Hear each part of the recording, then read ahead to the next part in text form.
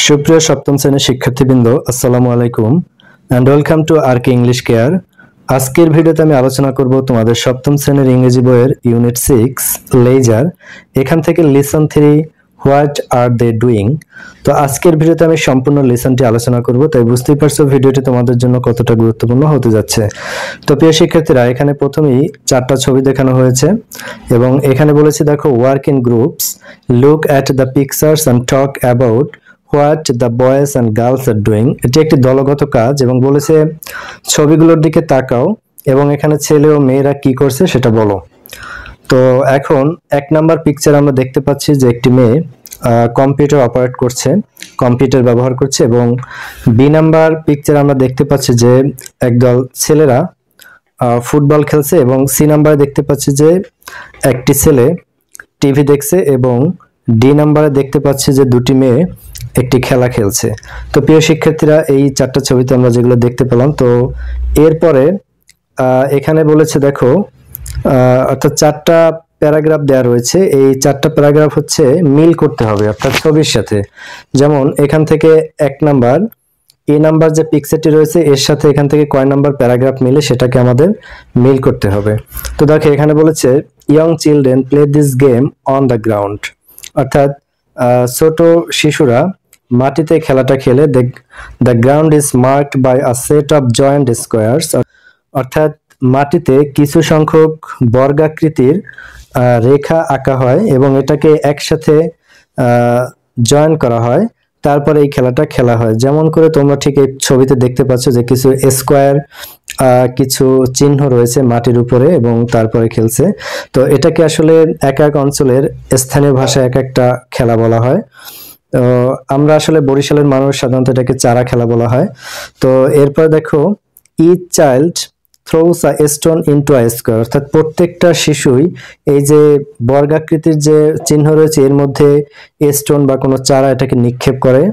Then hops jumps on one leg, এখানে hops বলা হয়েছে। হোপস মানে হচ্ছে এক পায়ে লাফ দেয়া, অর্থাৎ এক পাও উপরে থাকবে জাগানো, সেটা মাটিতে টাচ করবে না, এবং আর এক পাও মাটিতে থাকবে এবং সেই পা দিয়ে লাফাতে হবে। and jumps along the empty squares to pick up the stone. Again they play this game in turn, তারা পর্যায়ক্রমে এই খেলাটা খেলে এবং নিয়ম হচ্ছে সে এক পা দিয়ে সেই যে স্টোনটাকে সে নিক্ষেপ করেছিল সেই স্টোনটাকে সে পা দিয়ে অন্য কোনো খালি ঘরে নেবে। তো এই হচ্ছে এটা খেলা, যেটা তোমরা জাস্ট ছবিতে দেখতে পাচ্ছ, এবং এটি হচ্ছে মূলত এক পায়ের খেলা, আর একটা পা থাকবে মাটি থেকে শূন্যে, একটু তুলে রাখতে হবে উপরে, সেটা মাটিতে টাচ করা যাবে না। তো আমরা দেখতে পাচ্ছি যে এই যে 1 নাম্বার যে প্যারাগ্রাফ এটা আসলে ডি নাম্বার ছবির সাথে কিন্তু মিলে যায়। এরপর দেখো 2 নম্বরে বলছে কি, some children are often glued to computers. Glued to মানে হচ্ছে লেগে থাকা, কোনো কিছুর প্রতি মনোযোগ দিয়ে লেগে থাকা। তো এখানে বলছে some children are often glued to computers, কিছু কিছু শিশুরা প্রায় কম্পিউটারের নেশায় লেগে থাকে। এরপরে বলছে কি দেখো, they download games to play on them, এবং তারা কি করে খেলার জন্য গেম ডাউনলোড করে। Some also share personal updates on Facebook by uploading post and pictures, কেউ কেউ কি করে এই যে ফেসবুকে পোস্ট বা ছবি আপলোড করে তার ব্যক্তিগত প্রতিক্রিয়া বা ব্যক্তিগত কোনো ঘটনা সেটাকে শেয়ার করে সবার সাথে। তো 2 নাম্বার যেটা, সে 2 নাম্বারটা আমরা দেখতে পাচ্ছি এ, অর্থাৎ এ নাম্বার পিকচারের সাথে আমাদের এখান থেকে 2 নাম্বার প্যাসেজটা বা প্যারাগ্রাফটা কিন্তু মিলে যায়। এরপর দেখো 3 নাম্বার বলছে children often watch football matches on both national and international teams on TV, শিশুরা মাঝে মাঝে কি করে জাতীয় এবং আন্তর্জাতিক পর্যায়ে যে ফুটবল ম্যাচ সেটা কিন্তু তারা টিভিতে দেখে। তো আমরা সি নাম্বার পিকচারের সাথে মিল পাচ্ছি 3 নাম্বার প্যারাগ্রাফের, এই যে 3 নাম্বার যে এখানে অপশনটা রয়েছে এটার সাথে মিল পাচ্ছি আমরা সি নাম্বার ছবির। এরপরে লাস্ট ওয়ান রয়েছে আমাদের 4 number, children often play football in the school playground, শিশুরা প্রায় স্কুলের মাঠে ফুটবল খেলে। তো 4 নাম্বার প্যারাগ্রাফের সাথে আমরা মিল পাচ্ছি বি নাম্বার ছবির, অর্থাৎ বি নাম্বার আমরা দেখতে পাচ্ছি যে কিছু সংখ্যক ছেলেরা এখানে ফুটবল খেলছে। তো প্রিয় শিক্ষার্থীরা, এই ছবির যে ম্যাচিংটা সেটা আশা করি তোমরা বুঝতে পেরেছো। এরপরে বাকি যে অ্যাক্টিভিটি রয়েছে সেগুলো আমরা একটু দেখে নেব। তো দেখো সি নাম্বার এখানে বলেছে discuss in pairs and answer this questions orally, অর্থাৎ জোড়ায় আলোচনা করো এবং এই প্রশ্নের উত্তর মৌখিকভাবে দিতে হবে, অর্থাৎ এটি মৌখিক উত্তর, তোমাদের ক্লাসে অ্যাক্টিভিটিগুলো করানো হবে। Which activities mainly take place in cities and which activities mainly take place in village? অর্থাৎ কোন খেলাগুলো শহরে হয়ে থাকে এবং কোন খেলাগুলো গ্রামে হয়ে থাকে, অর্থাৎ গ্রামের মানুষ বা গ্রামের ছেলেমেয়েরা কোন ধরনের খেলা খেলে থাকে এবং গ্রামের ছেলেমেয়েরা সাধারণত কোন ধরনের খেলা খেলে থাকে। Also say which activity or activities can take place both in cities and villages, এবং আরো বলো যে কোন খেলাগুলো শহর এবং গ্রাম উভয় জায়গায় খেলে থাকে। তো প্রিয় শিক্ষার্থীরা, তোমাদের সুবিধার্থে আমি একটি আনসার করেছি, সেটি আমরা একটু দেখে নেই। তো প্রিয় শিক্ষার্থীরা, সি নাম্বার আনসারটা আমরা দেখে নেব। তার পূর্বে এখান থেকে কিছু গুরুত্বপূর্ণ ওয়ার্ড মিনিং একটু তোমাদেরকে দিতে চাই, যাতে করে তোমরা সম্পূর্ণ লেসনটি সুন্দর করে বুঝতে পারো। তো এখানে দেখো শুরুতে রয়েছে গ্রাউন্ড, গ্রাউন্ড মানে হচ্ছে মাঠ। গ্লুড টু মনোযোগ দিয়ে লেগে থাকা। এরপরে আপলোড কম্পিউটারে তথ্য পাঠানো। এরপর হচ্ছে ডাউনলোড কম্পিউটার থেকে তথ্য কপি করা। মেসেজ মানে হচ্ছে বার্তা। প্যারাগ্রাফ অনুচ্ছেদ। ম্যাস্ট মানে হচ্ছে মিল করা। এরপরে প্লেগ্রাউন্ড খেলার মাঠ। অ্যাটেনশন হচ্ছে মনোযোগ। ইন্টারন্যাশনাল আন্তর্জাতিক। রিলেটিভস মানে হচ্ছে আত্মীয় স্বজন। এরপরে উইকেন্ডস সাপ্তাহিক ছুটি। লেসন্স মানে হচ্ছে পাঠ। অ্যাটেন্ড অংশগ্রহণ করা। লেজার অবসর। ফ্রি টাইম অবসর সময়। ডিফিকাল্টিস সমস্যা সমূহ। তো প্রিয় শিক্ষার্থীরা, আমরা গুরুত্বপূর্ণ ওয়ার্ড মিনিং দেখে নিলাম। এরপরে সি নাম্বারে যে অ্যান্সার আমি সাজিয়েছি সেটি একটু তোমাদের সাথে শেয়ার করি। তো দেখো, সিটি অ্যাক্টিভিটিস গুলো, অর্থাৎ যে খেলাগুলো শুধুমাত্র শহরে হয়ে থাকে সেগুলো হচ্ছে ওয়াচিং ফুটবল অন টিভি। এরপর হচ্ছে playing on computers. Going to movies. Attending music lessons. এই অ্যাক্টিভিটিগুলো সাধারণত শহরের মানুষ করে থাকে, প্রধানত করে থাকে। তার মানে যে গ্রামের মানুষ একেবারেই করে না বা করতে পারবে না এমনটি নয়। আমাদের এখানে প্রশ্ন ছিল অ্যাক্টিভিটিস মেইনলি, অর্থাৎ প্রধানত যারা করে, তো শহরের মানুষ এইগুলো প্রধানত করে থাকে। এখন আমরা গ্রামেরটা দেখে নেব। গ্রামের মানুষ প্রধানত কি করে? Playing traditional games like হপস্কচ।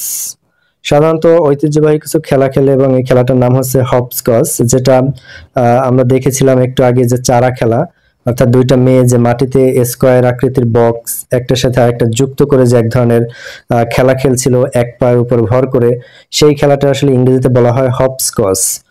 এরপর হচ্ছে ভিজিটিং রিলেটিভস, অর্থাৎ আত্মীয় স্বজনের সাথে দেখা করতে যাওয়া। এরপর হচ্ছে helping parents with house work, অর্থাৎ ঘরের কাজকর্মে বাবা মাকে সাহায্য করা। এটা আসলে গ্রামের মানুষ একটু বেশি করে থাকে। তো তার মানে যে শহরের ছেলেমেয়েরা বাবা মাকে সাহায্য করে না, এটা কিন্তু নয়। তাই এটি আসলে প্রধানত যেটা যা করে থাকে সেটা। তো এরপরে বোথ সিটি অ্যান্ড ভিলেজ, অর্থাৎ গ্রাম এবং শহরের মানুষ উভয়টি করে থাকে। সেটি হচ্ছে দেখো, লিসেনিং টু মিউজিক, গান শোনে। এটা শহরের মানুষও শোনে, গ্রামের মানুষও শোনে। এরপর হচ্ছে ওয়াকিং ইন দ্য পার্ক, পার্কে হাঁটতে আসলে সবাই পছন্দ করে। এরপর হচ্ছে গোয়িং অন এ পিকনিক, কোনো পিকনিক বা বনভোজনে যাওয়া। তো এই কাজগুলো আসলে শহর এবং গ্রাম উভয়ই করে থাকে। তো প্রিয় শিক্ষার্থীরা, আশা করি সি নাম্বার অ্যান্সারটা তোমরা পেয়েছো। এরপরে ডি নাম্বার যে অ্যাক্টিভিটিগুলো রয়েছে সেটি আমরা একটু দেখে নেব।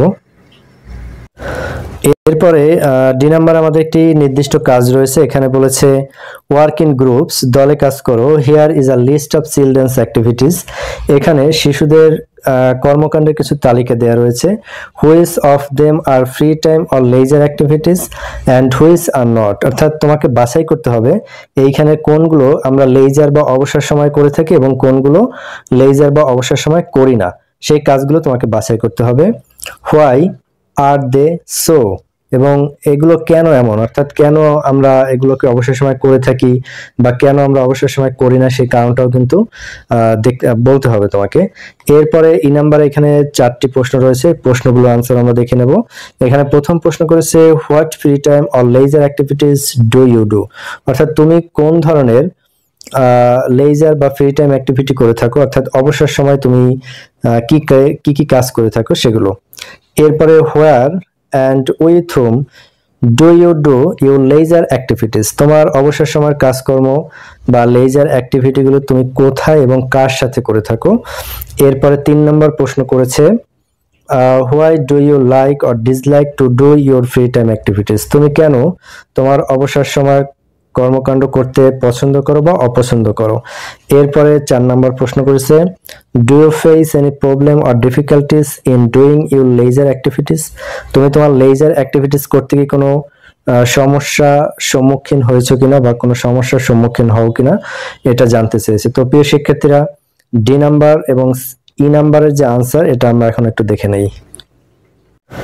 তো প্রিয় শিক্ষার্থীরা, এই ডি নাম্বারের আনসারটা আমি আলাদাভাবে সাজিয়েছি তোমাদের সুবিধার্থে। তো দেখো, আমাদের এখানে অ্যাক্টিভিটি ছিল প্রথমত স্টাডিং ফর এক্সামস, পরীক্ষার জন্য পড়াশোনা। এটা অবশ্যই লেজার অ্যাক্টিভিটি হবে না, তাই লেজার অ্যাক্টিভিটির জায়গায় কিন্তু আমি ক্রস দিয়েছি লাল কালার দিয়ে। এরপরে দেখো, কেন এটা লেজার অ্যাক্টিভিটি হবে না সেটাও কিন্তু আমাদের চেয়েছিল। তো হোয়াই নট, কারণ হচ্ছে ইট ইজ একাডেমিক ওয়ার্ক, এটা হচ্ছে পড়াশোনা রিলেটেড, শিক্ষা প্রতিষ্ঠানে পড়াশোনা রিলেটেড, তাই এটি আসলে লেজার অ্যাক্টিভিটি হবে না। এরপর 2 নাম্বারটা ছিল লিসেনিং টু মিউজিক, গান শোনা, এটা হচ্ছে ইয়েস, তার মানে এটা হচ্ছে আমাদের লেজার অ্যাক্টিভিটি। আর কেন এটা leisure activity? It is done for enjoyment, এটা করা হয় আসলে উপভোগের জন্য। এরপর হচ্ছে ভিজিটিং রিলেটিভস অন উইকেন্ডস, ছুটির দিনে আত্মীয় স্বজনের বাসায় যাওয়া, এটা হচ্ছে ইয়েস, টিক মার্ক দেওয়া আছে, তার মানে এটা হচ্ছে আমাদের লেজার অ্যাক্টিভিটি।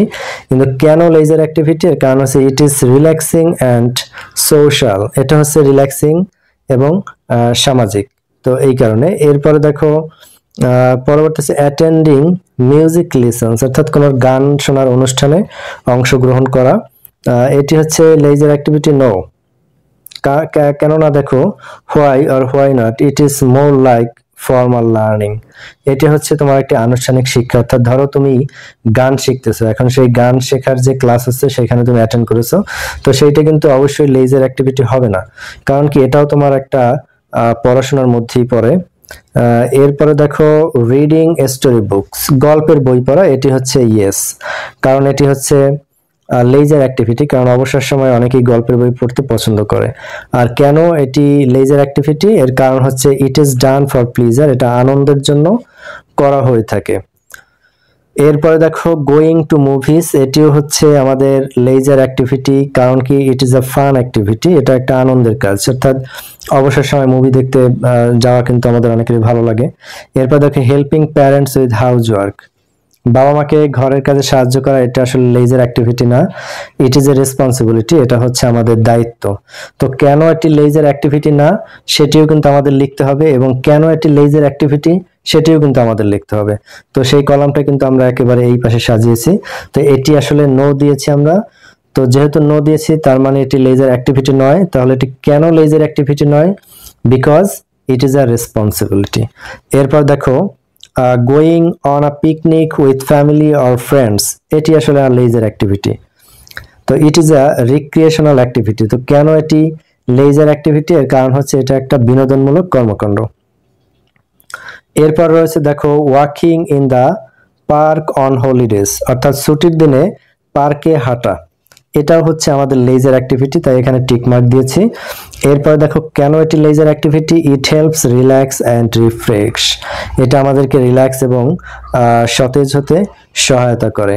তো প্রিয় শিক্ষার্থীরা, আশা করছি তোমরা এই অ্যান্সারটার একটি স্ক্রিনশট রাখবে, কেননা এটি দেখে তোমরা পরবর্তীতে প্র্যাকটিস করতে পারবে। তো আমি আসলে বইতে যেভাবে চাওয়া হয়েছে ঠিক সেভাবেই সাজিয়েছি, এপাশে অ্যাক্টিভিটিগুলো দিয়েছি এবং এপাশে লেজার অ্যাক্টিভিটি যদি না হয় তাহলে লাল দিয়ে ক্রস দিয়েছি, এবং যদি লেজার অ্যাক্টিভিটি হয়ে থাকে তাহলে আমি সবুজ দিয়ে টিক মার্ক দিয়ে ইয়েস দিয়েছি, এবং এপাশে কিন্তু কারণটা লিখেছি যে কেন এটি লেজার অ্যাক্টিভিটি এবং কেন এটি লেজার অ্যাক্টিভিটি নয়। তো প্রিয় শিক্ষার্থীরা, আশা করছি তোমরা স্ক্রিনশট রাখছো, কেননা এটি পরবর্তীতে প্র্যাকটিস করতে সহায়তা করবে। তো এরপরে ই নাম্বারে যে আমাদের 4টি প্রশ্ন চেয়েছিল, সেই 4টি প্রশ্নের আনসার আমরা একটু দেখে নেব। তো আমাদের প্রথম প্রশ্ন ছিল, what free time or leisure activity do you do, এটি তুমি কোন ধরনের লেজার অ্যাক্টিভিটি বা ফ্রি টাইম অ্যাক্টিভিটি করে থাকো। এটি আসলে পার্সন টু পার্সন কিন্তু ভিন্ন হতে পারে, কারণ সবার লেজার অ্যাক্টিভিটি এক থাকবে না। আমি এখানে একটি সাজিয়েছি, দেখো, I listen to music, read story books and go to the park in my free time, আমি আবার অবসর সময়ে গান শুনি, গল্পের বই পড়ি এবং পার্কে হাঁটতে যাই। তো তুমি চাইলে তোমার যে পার্সোনাল যে ফ্রি টাইম বা লেজার অ্যাক্টিভিটি রয়েছে সেটি এখানে দিতে পারো। এরপরে দেখো, where and with whom do you do your leisure activity, কোথায় এবং কার সাথে তুমি তোমার লেজার অ্যাক্টিভিটি করে থাকো। তো আমাদের আনসার হচ্ছে দেখো, I usually enjoy my laser activities at home or in the park. আমি সাধারণত আমার লেজার অ্যাক্টিভিটিগুলো বাড়িতে অথবা পার্কে করে থাকি with my friends or family, আমার বন্ধুদের সাথে অথবা আমার পরিবারের সাথে। এরপরে 3 নম্বর প্রশ্ন দেখো, why do you like or dislike to do your free time activities? তুমি কেন তোমার ফ্রি টাইম অ্যাক্টিভিটিস পছন্দ করো অথবা অপছন্দ করো? I like them because they make me happy and help me relax after study. আমি এগুলো করতে পছন্দ করি কারণ হচ্ছে এগুলো আমাকে ভালো রাখে, সুখে রাখে এবং পরীক্ষার পরে এগুলো আমাকে একটু রিল্যাক্স দেয় এই কারণে। এরপর দেখো 4 নাম্বার বলছে, do you face any problems or difficulties in doing your leisure activities? তুমি কি তোমার লেজার অ্যাক্টিভিটি করতে কখনো সমস্যার সম্মুখীন হও কিনা? তো আনসার হচ্ছে, sometimes I can't find enough time because of homework and exams. মাঝে মাঝে আমি যথেষ্ট পরিমাণে সময় পাই না, কারণ হচ্ছে আমার হোমওয়ার্ক থাকে এবং পরীক্ষা থাকে এই কারণে। তো প্রিয় শিক্ষার্থীরা, এই যে শেষে 4টি প্রশ্ন ছিল, সেই প্রশ্নের আনসার আমরা দেখে নিলাম। তো আশা করি তোমরা বুঝতে পেরেছো। তো আজকের ভিডিওটা আমি এখানেই শেষ করব। ভিডিওটি যদি তোমাদের ভালো লেগে থাকে তোমরা লাইক, কমেন্ট, শেয়ার করবে এবং অবশ্যই চ্যানেলটি সাবস্ক্রাইব করে পাশে থাকবে। পরবর্তী লিসনের ভিডিও দেখার আমন্ত্রণ জানিয়ে আজকের ভিডিওটি এখানেই শেষ করছি। আল্লাহ হাফেজ।